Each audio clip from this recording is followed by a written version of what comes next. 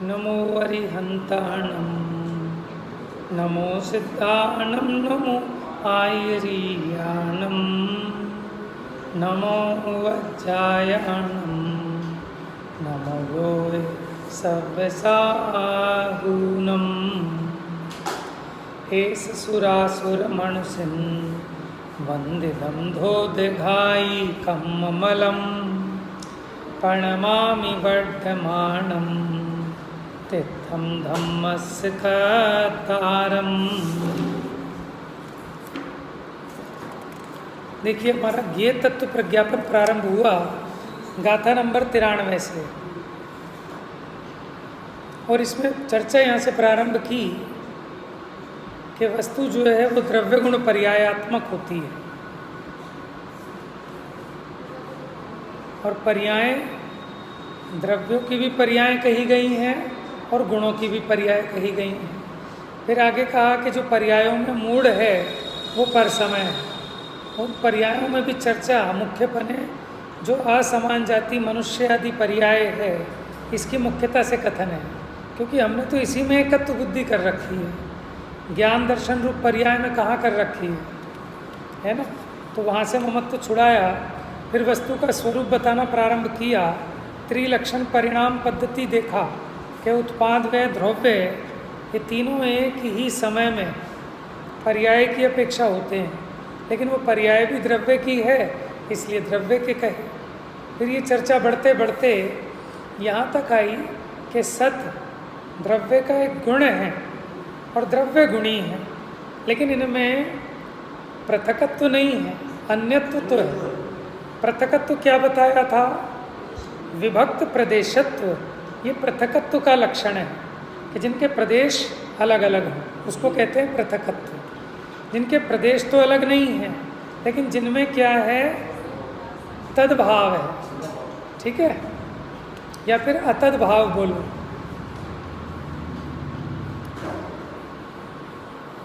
माने ये वो नहीं है संज्ञा संख्या लक्षण प्रयोजन का भेद हो। तो गुण और गुणी में संज्ञा संख्या लक्षण प्रयोजन का भेद है लेकिन प्रदेश भेद नहीं है, इसलिए गुण गुणी में पृथकत्व तो नहीं है, अन्य अन्यपना तो है, ठीक है। फिर उस बात को और सिद्ध कर रहे हैं आगे कि इस अपेक्षा से अगर हम द्रव्यार्थिक नय से देखते हैं तो सत का ही उत्पाद होता है, क्योंकि ये तो पहले भी था, जो किसी पर्याय की अपेक्षा नया उत्पन्न हुआ, ये द्रव्य तो पहले भी था और आज भी है। और पर्यायार्थिक नय की अपेक्षा देखें तो असत का उत्पाद होता है कि जो पर्याय पहले नहीं थी, है ना, अब वो उत्पन्न हो गई। अब इसका कारण क्या कि जिस समय द्रव्य जिस पर्याय रूप से परिणमित होता है उस समय वह उससे तन्मय होता है। तन्मय होता है कि माने उस समय वो वही है। जिस समय सोना कुंडल पर्याय से परिणमित हुआ उस समय वो कुंडल ही है। समझ में है? तो जो पर्यायार्थिक नय की अपेक्षा देखते हैं तो आपको भिन्नत्व नजर आता है कि मनुष्य है वो देव नहीं है, देव है वो त्रियंच नहीं है। लेकिन जब द्रव्यार्थिक नय से देखते हैं कि देव मनुष्य त्रियंच इनमें एक एकत्व सामान्य नजर आता है, ठीक है। तो सत का उत्पाद द्रव्यार्थिक नय से बताया, असत का उत्पाद पर्यायार्थिक नय से। फिर 114 नंबर की गाथा बड़ी फेमस गाथा है ये कि वस्तु के सामान्य विशेष स्वरूप को देखने वाली दो चक्षु हैं, द्रव्यार्थिक चक्षु और पर्यायार्थिक चक्षु। जब द्रव्यार्थिक चक्षु को सर्वथा बंद करके, फोड़ के नहीं, बंद करके, इसका मतलब हाँ गौण करके पर्यायार्थिक चक्षु से देखते हैं तो वस्तु अन्य अन्य नजर आती है, ठीक है। अभी अलग थी, अगले समय अलग नजर आती है। लेकिन जब पर्यायार्थिक चक्षु को सर्वथा बंद करके द्रव्यार्थिक चक्षु से देखें तो वस्तु अनन्य नजर आती है। ये दो शब्द भी आए थे इसमें, अन्य अन्य और अनन्य। द्रव्यार्थिक नय की अपेक्षा अनन्य है, वही की वही है। पर्यायार्थिक नय की अपेक्षा अन्य अन्य। हाँ 114 नंबर। अच्छा उसमें हाँ, टीका में दोनों बातें कह दी। वहाँ तो गाथा में तो उन्होंने शुद्ध नय की बात कही, लेकिन टीका में उन्होंने दोनों नयों का स्पष्टीकरण किया। वहाँ 14 नंबर की गाथा है समय सार में, यहाँ 114। माने हमारा जो शिविर लगने वाला है ना नए ज्ञान का, तो आप ये समझ लो अब एक तरीके से ये माने उसी की एक भूमिका सी चल रही है। लेकिन देखो तरीका अलग है। जब हम समय सार के आधार से नए देखते हैं तो वह निश्चय व्यवहार की शैली प्रधान है, अध्यात्म की शैली है। और यहाँ द्रव्यार्थिक पर्यायार्थिक की, क्योंकि यहाँ वस्तु के गुण धर्मों को बताना है। निश्चय और व्यवहार में प्रयोजन की बात है, प्रयोजन की दृष्टि से मुख्य गुणता होती है। तो द्रव्यार्थिक पर्यायार्थिक की चर्चा कम होती है। और मुझे लगता है जहाँ तक है हमारा जो शिविर लगेगा उसमें भी निश्चय व्यवहार की मुख्यता से चर्चा चलेगी, क्योंकि द्रव्यार्थिक पर्यायार्थिक कठिन भी हैं और अभी प्रयोजन की अपेक्षा निश्चय व्यवहार ज़्यादा उपयोगी है।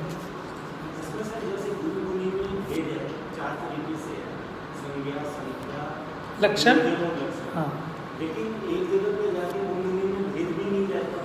वो तो ऐसा है ना, जो हम गुण गुणी में भेद कह रहे हैं वहाँ हम दोनों बातें कह रहे हैं। कथनचित भेद है, कथनचित अभेद है। कि जब आप वस्तु को समझते हैं तो भेद करके ही समझना समझाना पड़ता है, और जब वस्तु समझ में आ जाती है तो भेद विलय को प्राप्त हो जाता है। इसी को तो कहते हैं नय और प्रमाण। नयों की लक्ष्मी कहाँ चली गई, प्रमाण का सूर्य कहाँ अस्त हो गया हमें नहीं पता।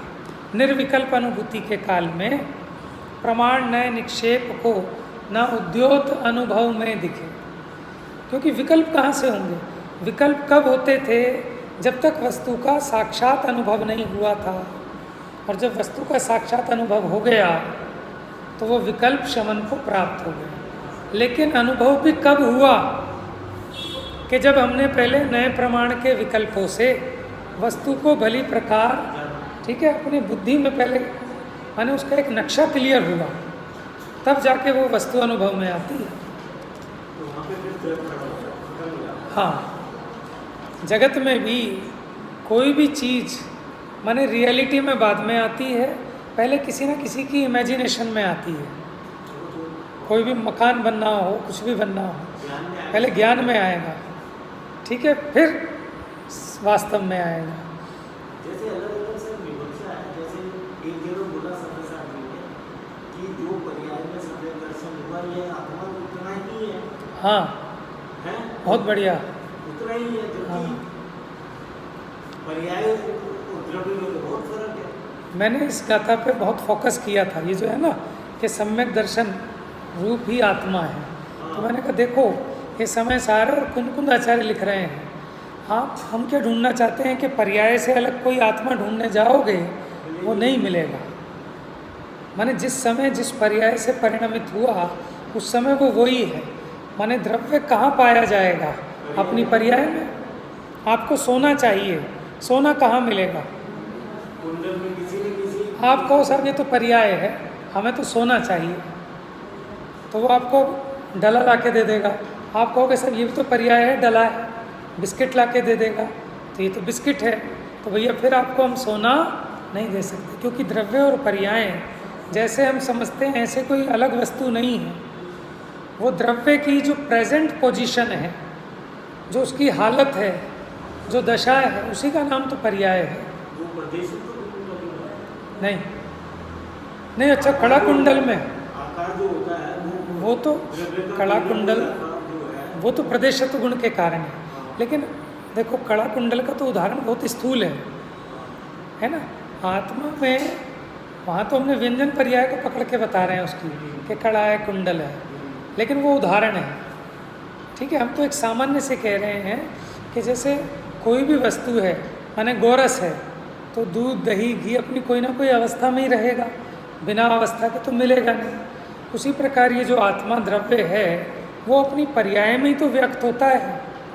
द्रव्य है अव्यक्त, पर्याय है व्यक्त। अभी पीछे आया था ये, अभी जो गाथा पढ़ी ना कल हमने, इसमें आया था अन्वय शक्ति रूप, और दूसरे में क्या आया था, व्यतिरेक व्यक्ति रूप। अन्वय व्यक्ति, हाँ, तो वो है व्यक्त और जो द्रव्य है वो है अव्यक्त, शक्ति रूप है, लेकिन वो कैसे आपको दिखेगा, वो पर्याय में दिखेगा। देखो, पर्याय में ही अनुभव होता है, पर्याय का ही अनुभव होता है। क्या कहा? पर्याय में ही अनुभव होता है, पर्याय का ही अनुभव होता है। और हम समझते हैं कि पर्याय तो है छिलका और द्रव्य है माल, सो ऐसा नहीं है। तो गुरुजी ने बोल रहे हैं कि द्रव्य का उल्लंघन होता है, भेदन नहीं, और पर्याय का भेदन होता है, उल्लंघन नहीं। हाँ, माने उसकी दृष्टि भेदों पे नहीं रहती, हाँ। तो हम कहते हैं पर्याय पे नहीं रहती, उसकी तो माल पे रहती है दृष्टि। लेकिन माल बिना पर्याय के नहीं होता, पर्याय माने उसकी अवस्था। अब देखिए पेज नंबर 225। एक ये विषय भी ऐसे ही है जो सप्तभंग वाला है ना, ये जो सप्तभंगी का विषय है, ये भी बहुत, इसमें अभी उतना काम हुआ नहीं, क्योंकि इसमें भी बहुत स्पष्टता नहीं मिलती। सप्तभंग थोड़े बहुत तो आते हैं अनुमान में, लेकिन जितनी क्लैरिटी होनी चाहिए ना, क्योंकि हर व्यक्ति का प्रश्न ही होता है कि आपने अस्थि कह दिया, नास्ति कह दिया, फिर अस्थि नास्ति भी कह दिया, फिर आपने अवक्तव्य कहा, ठीक है, फिर उसके बाद स्यात् अस्थि अवक्तव्य भी कह रहे हो, स्यात् नास्ति अवक्तव्य भी। अब हम आगम की आज्ञा से तो मानते हैं, लेकिन जितना इसमें वो होना चाहिए है, वो भाव वासना जितनी बननी चाहिए वो नहीं बनती।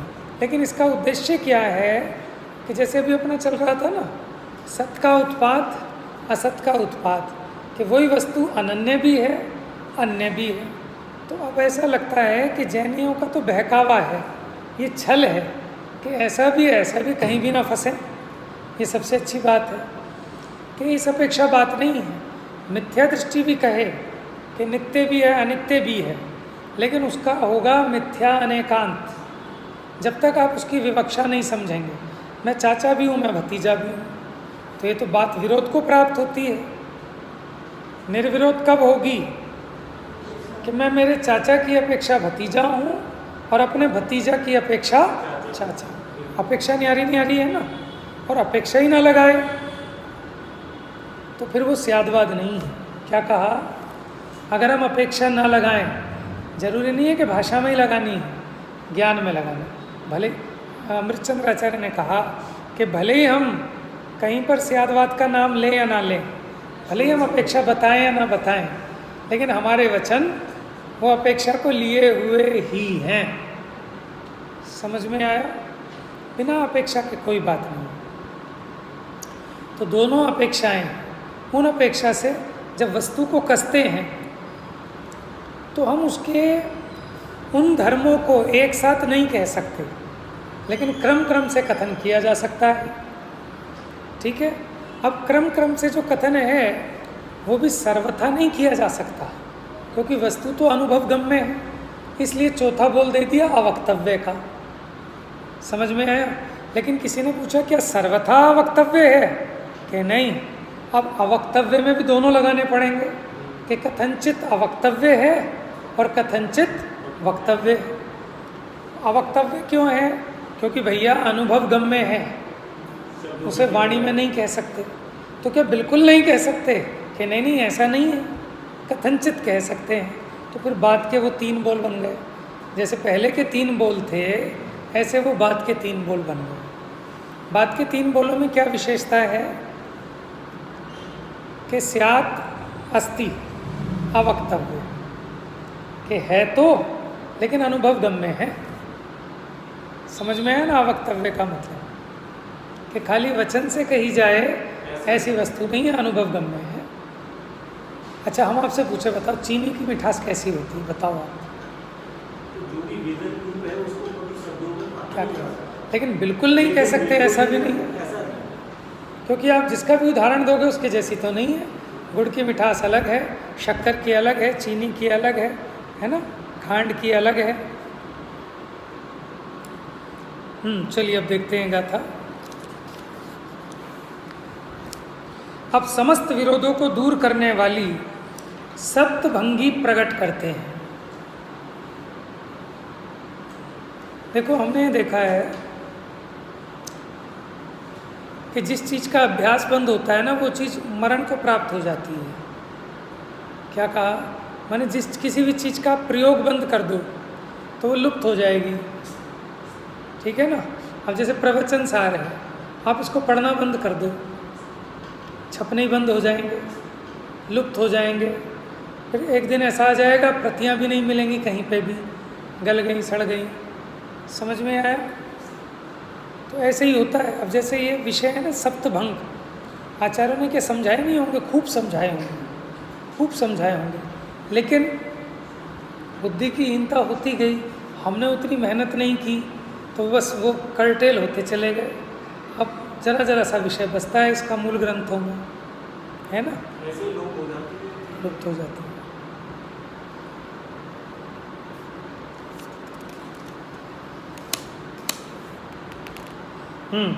तो अब ये जो विरोध महसूस हो रहा था कि आप एक चक्षु से देखते हो तो कहते हो अनन्य है, दूसरे चक्षु से देखते हो कहते हो अन्य अन्य है, और जो आपका तीसरा चक्षु प्रमाण का चक्षु तो कहते हो अन्य अन्य भी है और अनन्य भी, दोनों एक साथ। तो हमारा प्रश्न खड़ा होता है दोनों एक साथ हो कैसे सकती हैं? कि वही चीज़ गर्म भी हो ठंडी भी हो, शुद्ध भी हो और अशुद्ध भी हो, ऐसा कैसे हो सकता है? ये तो गहलपना है। कि गहलपना नहीं है, ये जो विरोध आ रहा है इस विरोध को दूर करने वाली सप्तभंगी है। सप्तभंगी भी दो तरह की होती है, बताओ कौन कौन सी? नए सप्तभंगी और प्रमाण सप्तभंगी। नए सप्तभंगी और प्रमाण सप्तभंगी, देखो क्या अंतर पड़ेगा। आत्मा नित्य ही है, आत्मा अनित्य ही है, ये तो है नए सप्तभंगी। और आत्मा नित्य भी है, आत्मा अनित्य भी है, ये प्रमाण सप्तभंगी है। क्यों? प्रमाण और नए में क्या अंतर है कि प्रमाण में उसके दोनों विरोधी धर्म मुख्य होंगे और नए में एक मुख्य होगा दूसरा गौण होगा। तो जब हमने कहा कि आत्मा नित्य भी है तो इसमें दोनों मुख्य हो गए, क्योंकि हमने कहा ना नित्य भी है, तो आपको समझ में आ गया क्या नित्य भी है? समझ में आया। और जब हमने कहा आत्मा नित्य ही है तो इसमें एक ही मुख्य किया है, ये लगते ही प्रमाण का विषय बन जाता है, प्रमाण वाक्य हो जाता है। हाँ जी, जो सर्वांश उसके सभी अंश एक साथ मुख्य हों वो प्रमाण है, और जिसमें वस्तु का कोई एक धर्म मुख्य किया जाता है वो नए वाक्य है। कथन में भी होते हैं और ज्ञान में भी होते हैं, इसलिए नए और प्रमाण नए वचनात्मक भी हैं और ज्ञानात्मक भी हैं। 5 ज्ञानों में से नए और प्रमाण कौन से ज्ञान में होते हैं बताइए? अच्छा, अब आपसे अलग अलग पूछता हूँ, 5 ज्ञानों में से कौन सा ज्ञान नए ज्ञान रूप है? 5 ज्ञानों में से कौन सा ज्ञान नए ज्ञान रूप होता है? श्रुत ज्ञान होता है, घबराओ मत, श्रुत ज्ञान होता है, क्योंकि सम्यक श्रुत ज्ञान के अंश को, सम्यक श्रुत के विकल्प को नए कहते हैं। ठीक है? अच्छा ये बताओ, ये जो नए हैं ये मन वाले को होंगे कि बिना मन वाले को होंगे? अच्छा ये बताओ, श्रुत ज्ञान मन वाले को होता है कि बिना मन वाले को?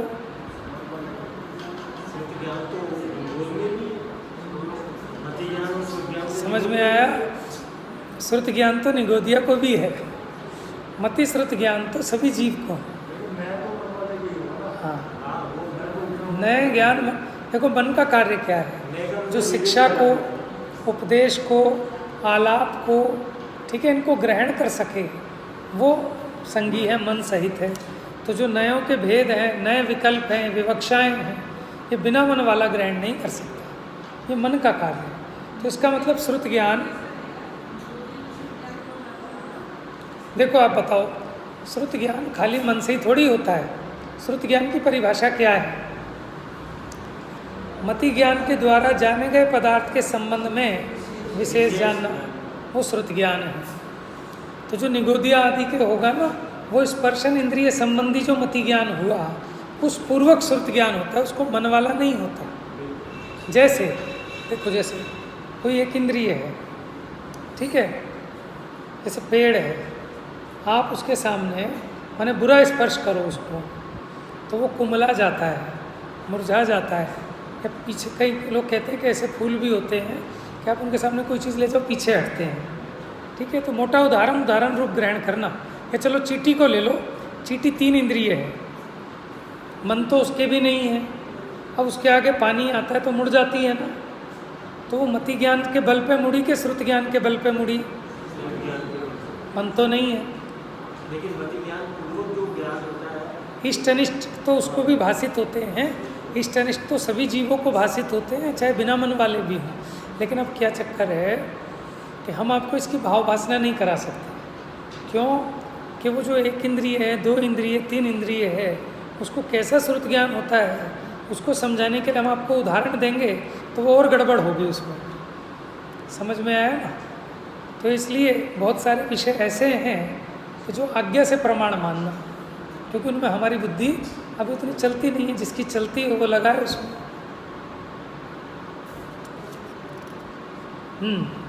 गाथा पढ़ते हैं, 115 नंबर की गाथा, पेज नंबर 225। अथित्य नथित्य हवदि हवत्तव्वमिति पुणोदव्वम् पज्जाएण दुकेण वि तदुभयमादिष्ठमन्नं वा।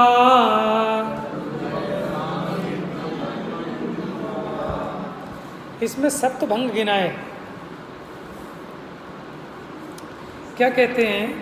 अथित्य नथित्य के द्रव्य अस्थि रूप है, नथित्य माने नास्ति रूप है।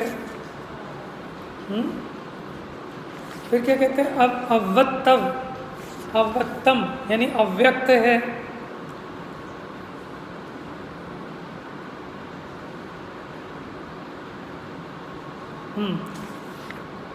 केणवी तदुभय माने दोनों रूप है, अस्थि नास्ति रूप है। आदिठम अन्नम वा और अथवा अन्य रूप है। तो माने इससे वो बात के पहले 4 भंग गिना दिए। कौन कौन से? अस्थि नास्ति और तदुभय मैंने अस्थि नास्ति, और चौथा हो गया अवक्तव्य। ठीक है, ये 4 और अन्नम वा, और बाकी 3 भी बन जाएंगे उससे। बाकी 3 कैसे बनेंगे? अब अवक्तव्य के बनेंगे बाकी 3।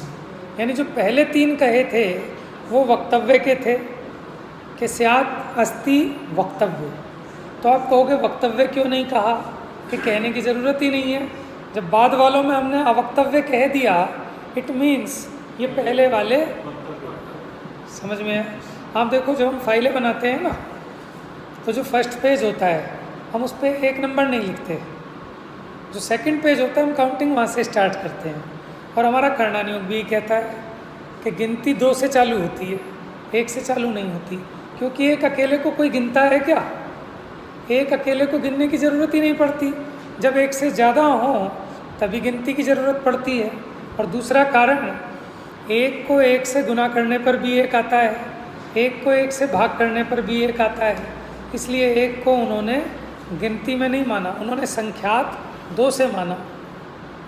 जो संख्यात है ना, उसका प्रारंभ 2 से किया, 1 से नहीं किया। 1 को कौन गिनता है? ठीक है ना? कोई अकेला हो तो उससे कोई पूछेगा हाँ जी कितने हो? 1 से ज़्यादा हो तब ये प्रश्न खड़ा होगा, संख्या की ज़रूरत तब पड़ेगी। तो यहाँ किस लिए कहा मैंने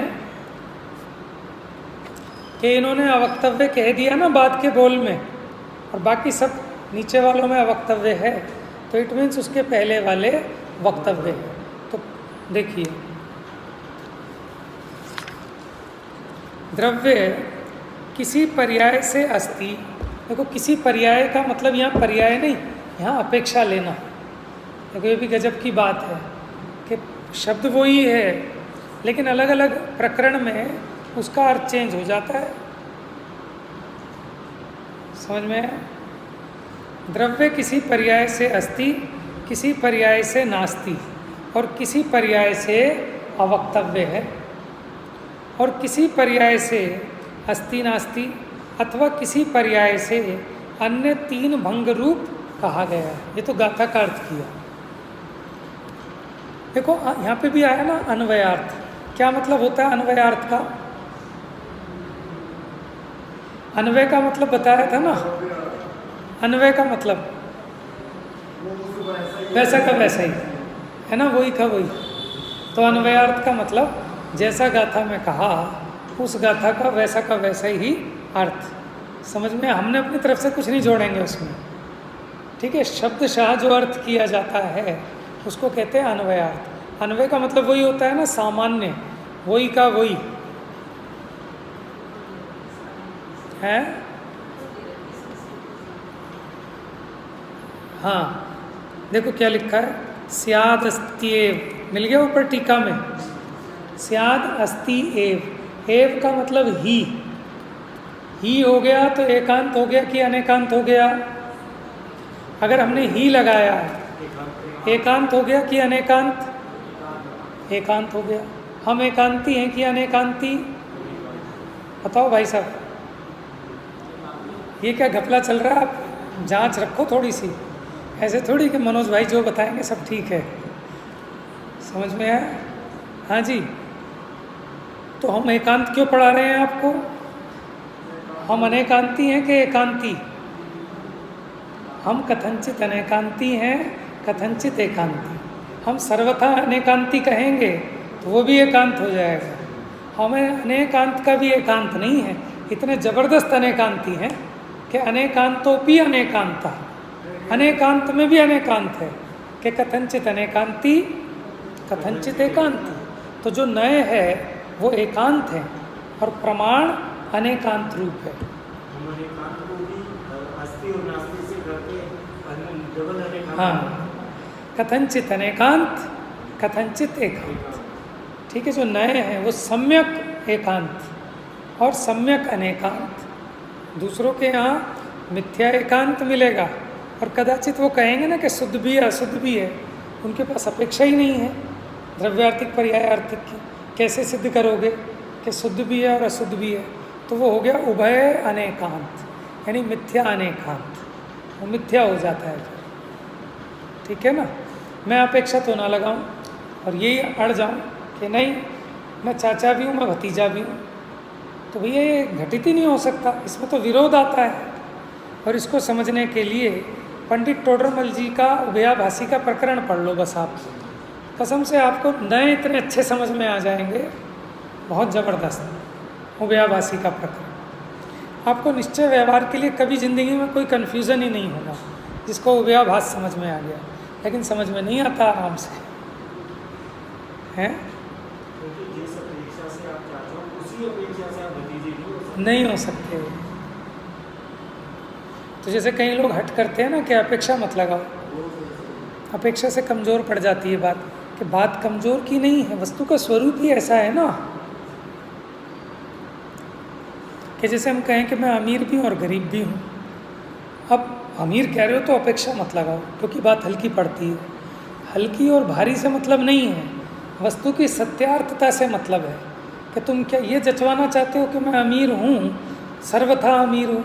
अरे भैया जो मेरे से गरीब है ना, झुग्गी झोपड़ी वाले, जिनको बेचारों को एक टाइम रोटी नहीं मिलती, उनकी अपेक्षा मैं अमीर हूँ क्योंकि मेरे से भीख मांगते हैं। वो सापेक्षता है।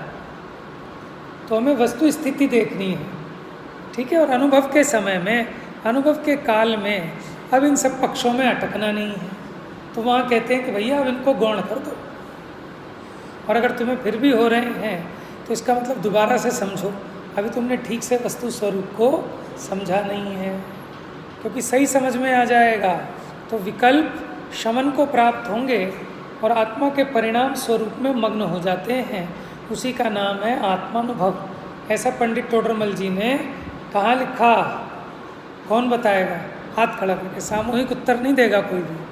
बताओ जी भाई साहब। बहुत बढ़िया, रहस्यपूर्ण चिट्ठी में।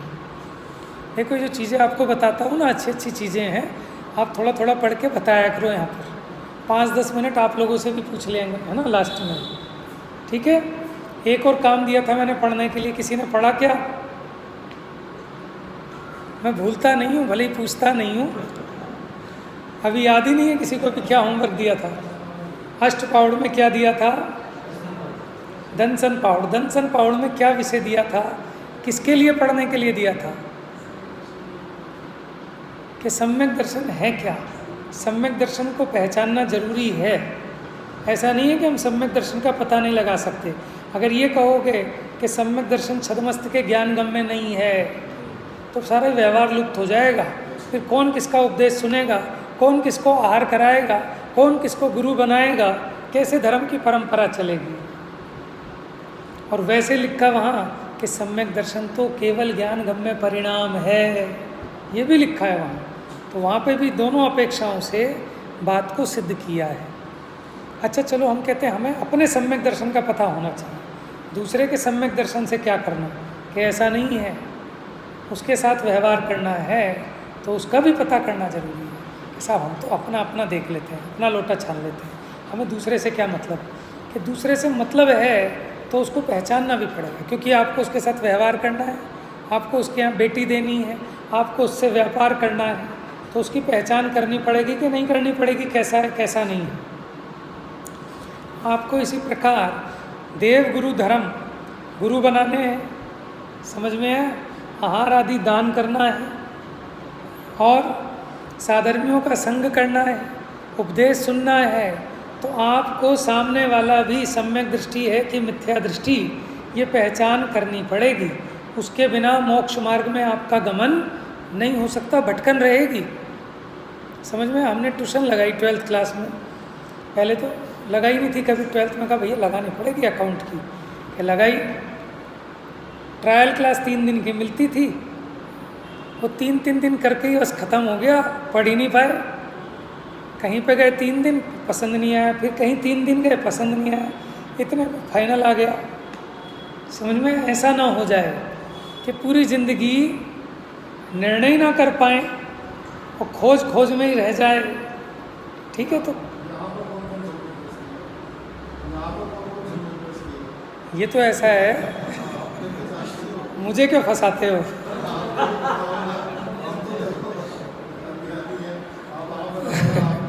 देखो ऐसा है, मैं तो बताऊंगा, लेकिन मेरे बताने से आपका प्रयोजन सिद्ध नहीं होगा, क्योंकि आपको भीतर में श्रद्धा नहीं होगी मेरे कहने से। ठीक है ना? देखो आचार्य ने लक्षण बताया, देखो ये तो एक स्वाभाविक है, आपको सहज में ही माने किसी के प्रति अनुकरण करने का परिणाम आता है। ठीक है ना, कि मुझे ऐसा बनना है, या ये बात बिल्कुल एग्जैक्ट ठीक कहेंगे, ये जो कहेंगे सच कहेंगे, सच के सिवा कुछ नहीं कहेंगे। जब तक आपको ऐसा भरोसा नहीं होगा तब तक आपको वक्ता से लाभ होने वाला। और अगर आपको अंदर में ये पता नहीं, अपने अपने मन की मारते रहते हैं, पता वता कुछ है नहीं, तो आप भले सुन लेना, लेकिन आपके सम्यक दर्शन में कारण नहीं बनेगा। ये सिर्फ इस प्रयोजन से कह रहा हूँ, इसलिए ज़रूरी है कि अपने को निर्णय करना। समझना, बहुत बड़ी साइकोलॉजी है इसके पीछे। हमको लगता है तो हम कभी भी, आप देखो जैन दर्शन, पहले मेरी ये सोच थी हमें क्या करना किसी के सम्यक दर्शन के बारे में पता करके, कि हमें उस प्रयोजन से पता नहीं करना कि हम उसको सर्टिफाई करें या हम उसको ऊंचा बताएं या किसी को नीचा बताएं, हमें सर्टिफिकेट नहीं बांटना। लेकिन भैया मुझे जब कोई चीज़ खरीदनी है, मुझे अपना माने हार्ट का ऑपरेशन कराना है, तो मुझे नक्की करना पड़ेगा ना कि ये जो डॉक्टर है इसका कितना एक्सपीरियंस है, इसने कितने सक्सेसफुल ऑपरेशन किए और कितने अनसक्सेसफुल हुए। अब कोई कैसा दूसरों से हमें क्या मतलब, कि हमें दूसरों से मतलब नहीं है। हम ये जो उसका डाटा एनालिसिस कर रहे हैं कि कितने केस में आप जैसे मानो वकील साहब कर रहे हो तो देखते हैं ना कितने केसों में जिता दिया, कितनों में हरा दिया। ऐसा दूसरों से क्या मतलब है, कि मतलब दूसरों से नहीं है। उसके आधार पर हमारा कॉन्फिडेंस बनता है, हमारा निर्णय बनता है, तभी हम जीत पाएंगे। नहीं तो उसके बिना मन के हारे हार है, मन के जीते जीत। समझ में आया? तो वाकई में लेकिन ये जो सर सक्सेस रेशियो जो आप बात बता रहे हो, ये वक्ता के लिए तो निर्णय करना जरूरी है, जिससे हमारे ये हमें जो ग्रहण करना है उसमें हमें पक्का ये अंधविश्वास हो जाए कि जो ये कह रहे हैं फेथ, हाँ, ये बिल्कुल। बिल्कुल ही सही है। हाँ तो वक्ता के लिए तो समझ में आता है, बाकी लोगों के लिए हमें क्या लेना नहीं नहीं, औरों के लिए मतलब ये है, जैसे आपको आहार दान आदि करने हैं तो सम्यक दृष्टि को सत्पात्र को ही तो करना है ना दान, तो आप कैसे निर्णय करोगे सत्पात्र है कुपात्र है? माने और भी कोई भी दान करना है आपने कि योग्य क्षेत्र में करना है, ठीक है, योग्य व्यक्ति को करना है, पात्र का निर्णय करने के लिए, ठीक है ना, वो जरूरी है। अंधविश्वास का मतलब ये नहीं है, अंधविश्वास, हाँ, लेकिन उसमें समाधान होता है फिर। वो बिल्कुल करना ही चाहिए, विवेक का इस्तेमाल तो हमेशा ही करना है। लेकिन जैसे सर ये आया है कि जो एक द्रव्यलिंगी मुनि भगवान है, 28 गुणों का निरंतर पालन करते हैं, उनके बारे में तो सर्वज्ञ है कि वो मिथ्या दृष्टि है। आप कह ही नहीं सकते ना, क्योंकि हाँ सम्यक दृष्टि है। नहीं, उसका 2 वजह है ना। हाँ एक तो अगर आचरण की तरफ से देखोगे तो 28 गुणों का निरंतर पालन है, दूसरा 11 गुणों का ज्ञान है, तो आप दोनों ही जगह से कसौटी में कैसे नहीं सकते। वो आपके ज्ञान गम में नहीं है, इसीलिए टोडरमल जी ने कहा कि जहाँ जैसा प्रकरण हो वहाँ उस प्रकार का सम्यक्त ग्रहण करना। आहार देने में आप करना नियोग वाला सम्यक्त मत चेक करने बैठना, क्योंकि आपके ज्ञान गम में ही नहीं है। और दूसरी बात, अभी मुनिराज 7वें गुण स्थान में थे, अभी पहले में आ जाए 11वें गुण स्थान वाला एक अंतर मुहूर्त में लुढ़कते लुढ़कते पहले गुण स्थान में आके मिथ्या दृष्टि हो जाए और फिर अगले अंतर मुहूर्त में श्रेणी मान कर केवल ज्ञान ले ले, आप कैसे निर्णय करोगे? और आत्मानुभव वाला भी आप निर्णय नहीं कर सकते। तो आपको 4 चिन्ह बता दिए बस, प्रशम, संवेग, आस्तिक्य, अनुकंपा, और इसी से धर्म की परिपाटी चलती है, इसी से अपने सारे प्रयोजन सिद्ध हो जाते हैं बस। ये रेफरेंस से आपको क्या मिल रहा है? हाँ, और इसका विशेष खुलासा ना दर्शन पहाड़ में, तो इसलिए ऐसी चीज़ों को पढ़ना चाहिए, समझना चाहिए। इससे क्या है कि हमें और अनेकांत की दृष्टि मिलती है। ये देखो वाकई में कितना गंभीर और गहन अनेकांत है जैन दर्शन का, हर एक चीज़ के पीछे अपेक्षा है। हाँ, तो देखो द्रव्य किसी पर्याय से अस्ति, किसी पर्याय से नास्ति। अब अगर मोटा मोटा देखें तो अपने स्वरूप से प्रत्येक वस्तु अस्ति रूप है और पर की अपेक्षा नास्ति रूप है, और क्रमशः अगर कहें तो स्वचतुष्टय की अपेक्षा अस्ति, पर चतुष्टय की अपेक्षा अस्ति। दोनों एक साथ में है कि नहीं? अब कोई कहे दोनों एक साथ में तो हैं, लेकिन आप दोनों एक साथ कहो तो हमने कहा अवक्तव्य। तो हमने पूछा क्या सर्वथा अवक्तव्य ही है कि नहीं? स्यात् अस्ति अवक्तव्य, कि है तो लेकिन कथनचित अवक्तव्य। माने इसका मतलब कथनचित वक्तव्य है, कथनचित अवक्तव्य है। तो क्या है ही कि नहीं नहीं, स्यात् नास्ति अवक्तव्य, कि किसी अपेक्षा उसकी जो नास्ति है वो भी है तो लेकिन अवक्तव्य है। अवक्तव्य का मतलब ये हो गया कि अनुभव गम्य है, स्वसंवेदन गम्य है, वचन गम्य नहीं है। एक अर्थ तो ये हुआ, और दूसरा अर्थ ये हुआ कि दोनों परस्पर विरोधी धर्म एक साथ कहे नहीं जा सकते। अनुभव तो किए जा सकते हैं लेकिन कथन में नहीं कहे जा सकते, क्रम क्रम से कहे जा सकते हैं। फिर उसी प्रकार 7वां बन गया स्यात् अस्ति नास्ति अवक्तव्य। ठीक है, तीसरे नंबर का कौन सा था? स्यात् अस्ति नास्ति, वक्तव्य है वो। ठीक है, वक्तव्य। जैसे हम नमो लोए सब अरहंतानम लगाते नहीं हैं, लेकिन है ना, हमने सबसे अंत में लगा दिया नमो लोए सव्य साहुणम। तो ये जो लोए सव्य है ये सब में है। हाँ, तो हम कल से पढ़ेंगे कि आप ऐसे पढ़ना नहीं, समझना, क्योंकि पढ़ना, क्योंकि वो मंत्र है, उसमें जितनी मात्राएं निश्चित हैं, जितने अक्षर निश्चित हैं, उस हिसाब से बनाया गया है। लेकिन उसका जो भाव ग्रहण करना तो इसी प्रकार करना कि लोक के सब अरहंतों को नमस्कार हो, सब सिद्धों को नमस्कार हो, सब आचार्यों को, सब उपाध्यायों को, सर्व साधुओं को। अंत दीपक है, अंत में लगा दिया। तो ये सप्तभंगों की चर्चा अब कल करेंगे, ठीक है।